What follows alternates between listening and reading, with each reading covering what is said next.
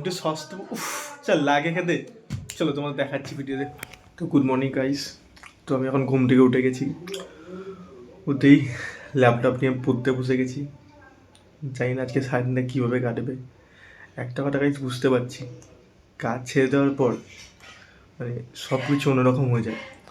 কাজের আগে বাবা মা আলাদা থাকে, কাজ ছেড়ে দেওয়ার পর বাবা মাও যেন বদলে যায়।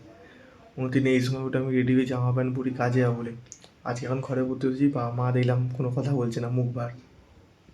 কিছু করার নেই ভাই, সত্যি কি আমি ভুলিয়ে নিলাম?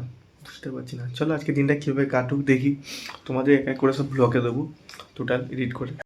তো গাইস এখন বাজে সকাল 10টা। তো প্রচণ্ড খিদে পেয়ে গেছে আমার। তো অন্যদিন অফিসে গেলে হয়তো সকালে মা রান্না ফান্না করে দেয়, বাট আজকে কিছুই করেনি, এর জন্য কী খাবো কিছু বুঝতে পারছিলাম না। খরচ হলো ওটস, তো ওটসটাকে একটু করে খেয়ে চল তোমার দেখাই। ওটস আর ডিম।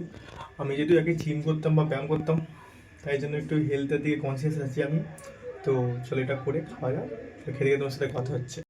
তো গাইস নোটস রান্না করা হয়ে গেছে, চলো খাওয়া যাক। চলো তোমার দেখাচ্ছি কি কেমন হয়েছে দেখতে। দেখো হয়ে যাচ্ছে, সঙ্গে একটু সস দেবো, চল লাগে খেতে।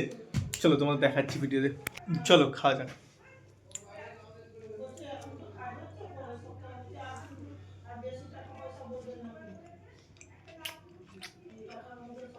ফাটাফাটি ভাই। আর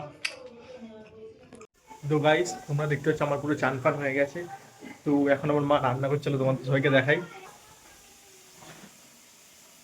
আমার মা এখন রান্না করছে এখানে।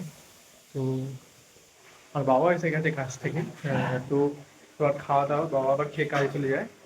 তো বাবা চান করতে গেছে, তো ঠিক আছে চলো তোমার থেকে তোমার সবাইকে ইন্ট্রোডিউস করাচ্ছি, চলো। তো দুপুরের খাওয়া দাওয়া কমপ্লিট।